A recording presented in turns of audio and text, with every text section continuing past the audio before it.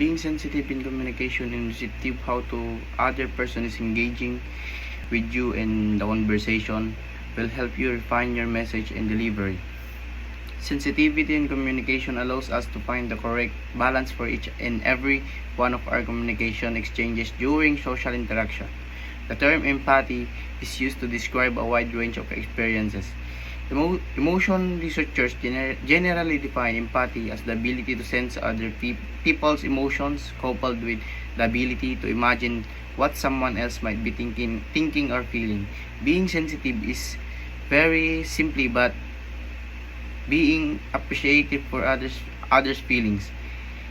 In that context, gender sensitivity is about being considerate of the opposite gender's feeling.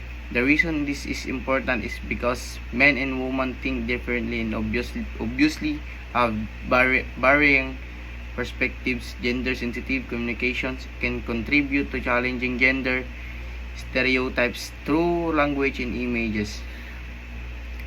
It is important to avoid using words and expressions that reinforce gender stereotypes as well as images that portray them and or exert violence.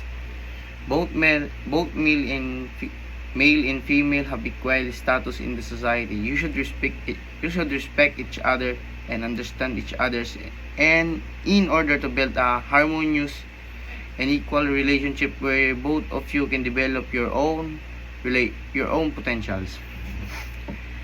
Adolescent starts to have special feelings towards the opposite gender. There are many reasons why it is important to respect people's difference.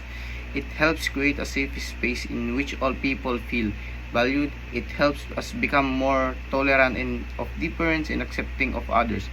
It helps us build a richer network of relationships around us. When you respect others people's difference, you demonstrate that you understand that not everybody lives in their lives according to your views and experiences, which is as it should be, unless harm is being caused to another. Being tolerant means being open-minded and indicates a level of emotional intelligence. You need to work on your self-esteem so you can have the courage to speak the opposite sex. If you aren't confident about how you look for or feel, other people will also feel to see it.